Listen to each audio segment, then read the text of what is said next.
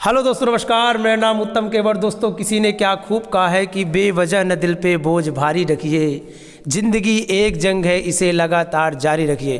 दोस्तों, आज के प्रोग्राम में मैं आप लोगों से मिलाना चाहता हूं एक हमारे शहर के body builder mister Kishan Pathak ji. Mister Kishan Pathak ji 2 बार एमपी का खिताब अपने नाम कर चुके हैं, जो 55, 50, 60 की कैटेगरी पर। तो किशन पाठक सर, जैसा आज आपका बर्थडे है, तो सबसे पहले जन्मदिन की हार्दिक शुभकामनाएं। तो मैं बताना चाहता हूं कि हमारे किशन पाठक सर अपने जीवन में कैसे करियर की शुरुआत किए, क्या इनके सामने चुनौतियां आई, इन्होंने इनका साथ दिया और इन्होंने अपनी डाइट को कैसे बरकरार रखा। मैं जानना चाहता हूं किशन पाठक सर कि ये बॉडी बिल्डिंग की शुरुआत कब और कहाँ से हुई। बिल्कुल सर, मैं बताना चाहूँगा कि आज से तकरीबन 7 साल पहले बॉडी बिल्डिंग की हमारी शुरुआत हुई जी। उस समय मैं बिट्स इंजीनियरिंग कॉलेज में था। वहाँ पे मैं पढ़ाई नहीं कर रहा था, मैं बताना चाहूँगा। वहाँ पे मैं एक एनजीओ संस्था पे काम कर रहा था। जी जी जी। जहाँ पे मैं सीख रहा था काम मिशन का, राज मिस्त्री का। अच्छा अच्छा। जो घर जोड़ते हैं मिस्त्री लोग, कहीं ना कहीं वो काम मैं सीख रहा था। और उसी दौरान वहाँ पे जिम, एक कॉलेज के अंदर जिम था। जी जी। वहाँ पे एक सैलेंसर करके नाम थे, वो जो जिम चला रहे थे कॉलेज की तरफ से। तो वहाँ पे अक्सर कॉलेज के लड़के आते थे और जिम वगैरह करते थे और मैं भी वहीं पे काम करता था। अच्छा। तो अचानक उनकी नज़र पड़ती है हमारे ऊपर और मैं इन सब चीज़ों से अनजान था। मुझे बॉडी बिल्डिंग का कोई भी नॉलेज नहीं था उस समय, 2014 की बात कर रहा हूँ। तो उन्होंने मुझे बुलाया वहाँ पे और बुलाने के बाद फिर कहा कि यार आपकी बॉडी तो बहुत अच्छी है, ऐसा करो अपनी टी शर्ट उतारो, हम आपकी सब बॉडी देखना चाहते हैं। फिर मैंने वहाँ पे अपनी टी शर्ट उतारा और टी शर्ट उतारने के बाद वो हमारी बॉडी को देख के आश्चर्यचकित रह गए। बोले कि ऐसे तो बॉडी हम जिम में भी बहुत जल्दी लड़कों की तैयार नहीं करा पाते हैं, आप करते क्या हो। मैं बोला कुछ नहीं, मैं उस समय आर्मी की तैयारी कर रहा था। अच्छा, आर्मी की अच्छी खासी रनिंग करता था, डिप्स पुशअप लगाते थे, बीम लगाते थे और ये मेरा डेली का रूटीन था। अच्छा। उसके साथ साथ अच्छा खाना भी खाते थे देसी घर का। तो इस दौरान मेरी शरीर कब बन गई मुझे पता नहीं चला। और वहीं से उन्होंने मुझे फिर उठा करके एक सतना में ये महापौर ट्रॉफी कंपटीशन हुआ था 2014 में। अच्छा अच्छा। जो आपको देख रही होगी। हाँ, ये मेरा फर्स्ट कंपटीशन था 2014 का। 2014 का सतना के टाउन हॉल सिमरिया चौराहा में मेरा कंपटीशन था 2014 में जी। और वहाँ मुझे विश्वास नहीं था कि मेरा कुछ रैंक लगेगा, क्योंकि जब मैं वहाँ पे अंदर गया देखा बहुत सारे लोग अच्छे अच्छे खासे तगड़े तगड़े लोग थे। तो मुझे नहीं लगा कि मेरी कोई रैंक लगेगी या मैं एक कंपटीशन में कुछ हासिल कर पाऊँगा। लेकिन कहते हैं ना कि जब शुरुआत होती है तो कहीं ना कुछ दिख ही जाता है लोगों को। वहाँ पे मेरा ऊपर वाले की कृपा से, माता पिता के आशीर्वाद से मेरा 2nd रैंक लगा। अरे क्या बात है। और वहाँ से एक विश्वास जागा कि यार क्यों ना बॉडी बिल्डिंग शुरू की जाए। जैसे मेरी बॉडी बिल्डिंग की शुरुआत हुई सर। अच्छा, तो जैसा आपने बताया कि सर ने आपकी बॉडी को देखा, आपके अंदर एक कॉन्फिडेंस जाग गया कि उस चीज़ को लगातार किया जाए।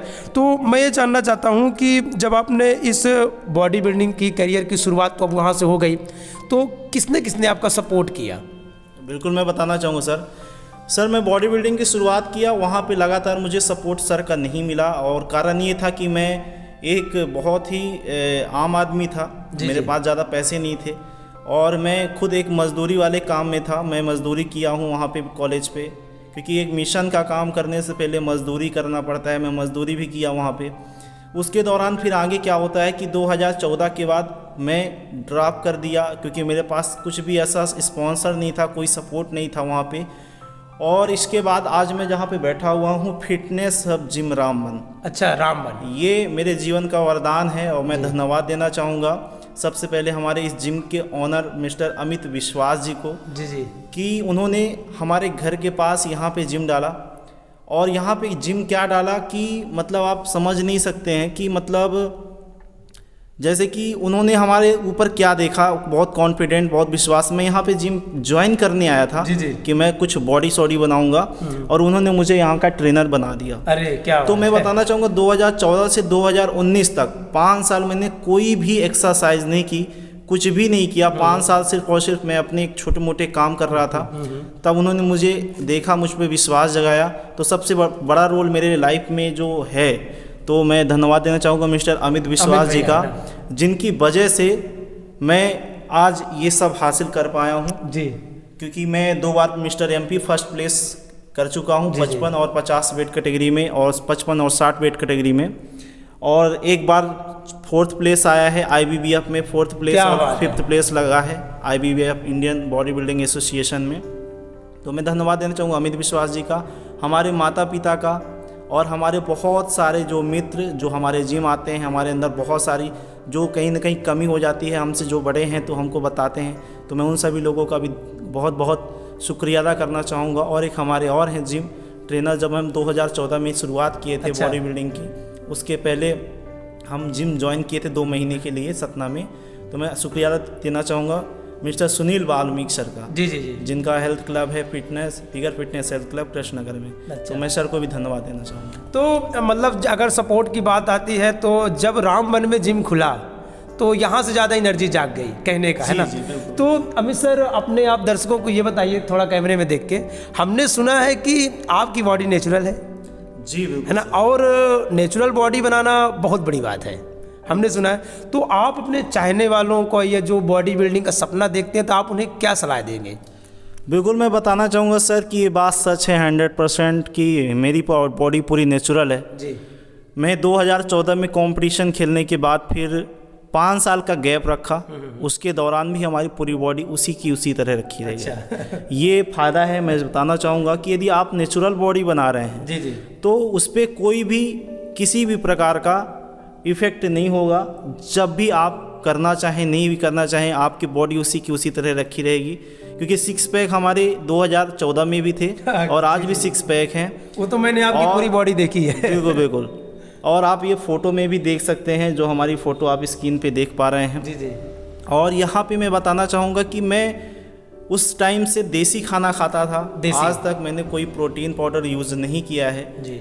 और अभी इस जिम में आने के बाद कहीं ना कहीं भैया का सपोर्ट मिला, तो हमने एक प्रोटीन पाउडर का यूज भी किया जिसका कोई फ़ायदा हमारे ऊपर नहीं हुआ, तो हमने कहा चलो साइड ही रखो जी। और मैं भी यही सलाह देना चाहूँगा ज़्यादा से ज़्यादा लोगों को कि आज की डेट में आज का जो खान पियन है, आज का जो प्रोटीन है खाने में, वो नहीं मिल पा रहा है। हमारा ज़माना कुछ और था, 6 साल 8 साल पहले की बात थी कि हम अच्छा खाने को मिलता था, घर का खाना था, दाल चावल रोटी दूध और सब्जियां सब घर पे होती थी और हम उस टाइम पे अपनी अच्छी बॉडी बना लिए थे। लेकिन आज के ज़माने में वो सारी चीज़ें सही नहीं मिल पा रही हैं, क्योंकि आप देखेंगे सब्जियों में भी कहीं ना कहीं इंजेक्शन डाल के केमिकल रहता है। खान पियन में भी यदि चावल और गेहूं की बात करें तो उसमें भी अच्छी खासी मात्रा में दवाई, केमिकल और खाद डाली जाती है, तो वो प्रोटीन नहीं मिल पाता है। तो हमें रिकमेंड करना पड़ता है आज की डेट में कि आप प्रोटीन पाउडर का यूज़ करिए, क्योंकि प्रोटीन पाउडर पे सारे मिनरल्स, कैल्शियम, विटामिन्स होते हैं जिनसे कम समय के अंदर आपकी बॉडी एक अच्छी ग्रिप होती है। तो मैं ये रिकमेंड करूँगा कि मेरा समय था, हमने नहीं लिया, हमको अच्छा खाना पीना, अच्छी डाइट मिली, लेकिन आज आप सभी लोग ज़रूर प्रोटीन पाउडर का यूज़ करें। हाँ, लेकिन प्रोटीन पाउडर यूज़ कौन सा करना है, एक सही बेस्ट ट्रेनर और एक सही कोच के माध्यम से बिना जाने समझे कोई भी दूसरा पाउडर मत लीजिए, क्योंकि वो आपका साइड इफेक्ट भी हो सकता है। जी। तो किशन पाठक सर, जैसे आप बॉडी बिल्डर हैं, ठीक ना, बहुत से लोग बॉडी बिल्डर, लेकिन बहुत से लोग बॉडी बिल्डर नहीं होते, तो मैं जानना चाहता हूँ कि एक बॉडी बिल्डर की ज़िंदगी में और एक आम लोगों की ज़िंदगी में क्या फ़र्क है, मतलब क्या है? बहुत फ़र्क है सर। एक बॉडी बिल्डर, एक आम आदमी की ज़िंदगी में बहुत अंतर आता है। जैसे कि एक बॉडी बिल्डर होता है, उसका डेली का रूटीन होता है कि मुझे कब क्या खाना है। उसका एक बाउंडेशन होता है कि मैं यदि डाइट पे चल रहा हूँ तो किन किन चीज़ों को मैं नहीं खाऊँगा, और टाइम से उठना, टाइम से जिम जाना, टाइम से हर चीज़ को एक बेहतरीन डिसिप्लिन के साथ करना पड़ता है। और एक जो नॉर्मल आदमी होता है वो तो कुछ भी खा सकता है, मन चाही लाइफ जी सकता है, समोसा भी खा सकते हैं, आइसक्रीम भी खा सकते हैं, चाउमीन, पिज़्ज़ा, डोसा, बर्गर, ये सब कुछ खा सकते हैं। लेकिन एक बॉडी बिल्डर एक सही रूटीन के साथ सही प्रोटीन की मात्रा ही लेता है और उसके अलावा और कुछ नहीं खा सकते। तो सर, हम ये जानना चाहेंगे कि जैसे अच्छी बॉडी बनाने के लिए डाइट का क्या फ़र्क पड़ता है, और जैसे डाइट का क्या रोल है? जैसे बहुत से आपके दर्शक हैं, चाहने वाले हैं, तो आप क्या कहेंगे डाइट के बारे में एक बॉडी बिल्डर के? देखिए सर, आज मैं बताना चाहूँगा कि यदि एक बॉडी बनाना है जी, या बॉडी घटाना है, तो उसमें सबसे ज़्यादा रोल होता है डाइट का। क्योंकि यदि हम बॉडी बनाना चाहते हैं या बॉडी घटाना चाहते हैं, बहुत मोटा आदमी है उसको घटाना है, तो 50% रोल इन दोनों में सिर्फ और सिर्फ डाइट का होता है जी। इसके बाद हम बात आगे करते हैं कि 50% के बाद 25% हमारी एक्सरसाइज और 25% आराम का रोल रहता है। तो डाइट का तो सबसे बड़ा रोल है। इसके डाइट में कई प्रकार की डाइट हैं। यदि किसी को हैवी शरीर बनाना है, पतला दुबला है, तो उसकी डाइट अलग होती है। उसको मैं अब चार्ट के माध्यम से आपको अगले यूट्यूब चैनल पे मैं अगला वीडियो डालूंगा, तो कहीं ना कहीं आप उसको देख पाएंगे। और एक यदि मोटा आदमी है तो उसको कौन सी प्रकार की डाइट लेनी पड़ेगी, उसकी मील बनती है, अलग अलग मील बनती है, 5-6 मील बनती हैं, उसको 6-7 मील पे डिवाइड किया जाता है कि हमको कब कितनी समय क्या खाना है। तो उन दोनों का डाइट अलग होता है। बहुत बढ़िया। तो जैसे सर हम जानते हैं कि आप मिस्टर एमपी बन चुके हैं, अब आगे क्या है आपका, क्या चाहते हैं कैरियर से, क्या बनना चाहते हैं, क्या सोच रखते हैं, अब आगे क्या उद्देश्य है सर? बस यही, जैसे आपने इतने सारे अवार्ड मैं देख रहा हूँ, फर्स्ट एमपी अवार्ड मिला हुआ है किशन पाठक जी का, ये हमारे हिसाब से बहुत मेहनत लगी सर, लेकिन अब क्या है उद्देश्य, क्या आगे सपने हैं, क्या ड्रीम है, क्या आप बता पाएंगे? बिल्कुल सर, मैं बताना चाहूँगा कि अभी मेरा जो ड्रीम है, बॉडी बिल्डिंग करियर की बात कर रहा हूँ, तो मेरा ड्रीम यही है कि सबसे पहले तो मैं अपने आप को उस लायक बनाऊं और अच्छी मेहनत करना है मुझे। और मिस्टर एमपी रह चुका हूं अपने वेट कैटेगरी पे, और अब मुझे आगे खेलने जाना है मिस्टर इंडिया। क्या बात है! क्योंकि मिस्टर इंडिया का किताब जब तक मैं हासिल नहीं कर लूँगा तब तक मैं शांत नहीं बैठूँगा। दिन रात बराबर एक करना है। और इसके साथ साथ मिस्टर इंडिया के बाद कहीं ना कहीं मुझे पूरा प्रयास करना है कि मिस्टर एशिया भी खेलना है सर। अच्छा, बहुत बढ़िया। जब आपने अपने जीवन की करियर की शुरुआत की बॉडी बिल्डिंग में, तो बहुत सारी मुसीबतें आई होंगी, तो इनका निपटारा आपने कैसे किया और कैसे आप डटे रहे रास्ते में? बिल्कुल सर, बताना चाहूँगा, प्रॉब्लम समस्या तो मेरे सामने कभी भी ज़्यादा देर तक टिकी नहीं, क्योंकि ऊपर वाले की कृपा से, माता पिता के आशीर्वाद से ऐसे संस्कार मिले, ऐसे विचार मिले कि कभी भी चैलेंज को चैलेंज नहीं माना। अच्छा। कोई समस्या को चैलेंज नहीं माना। मैं बताना चाहूँगा उस समय की बात कि 2014 का टाइम था।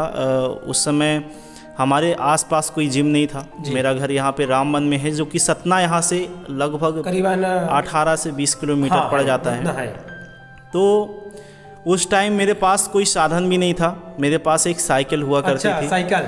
तो मुझे याद है कि चाहे ठंड हो, चाहे गर्म हो, चाहे पानी बरस रहा हो, मैं रोज़ अपने यहाँ से रामबन से, घर से सतना सिर्फ और सिर्फ जिम करने साइकिल ही साइकिल जाया करता। 18 किलोमीटर साइकिल से? 18 किलोमीटर जाना था और 18 किलोमीटर आना था। 36 किलोमीटर, लगभग 36 से 40 किलोमीटर की रनिंग जो थी पर डे की थी।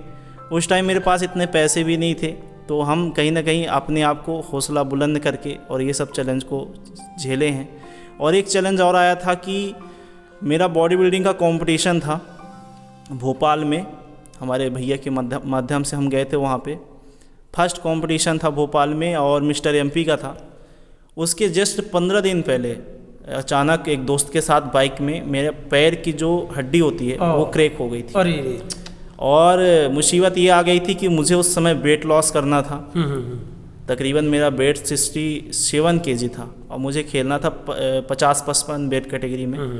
मेरे को लगभग 12 किलो वेट कम करना था सर, और 15 दिन का टाइम बचा था। पैर हो गया फ्रैक्चर।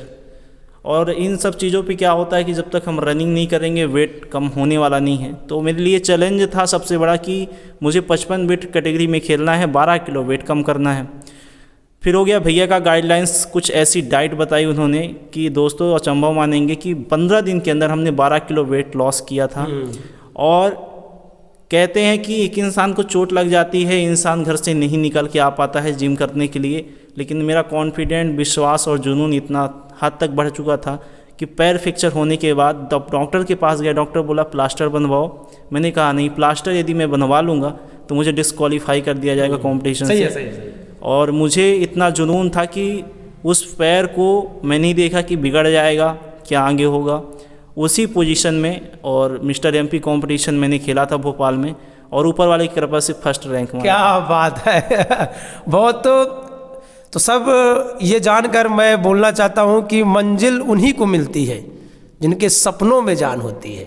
पंखों से कुछ नहीं होता, हौसले से उड़ान होती है।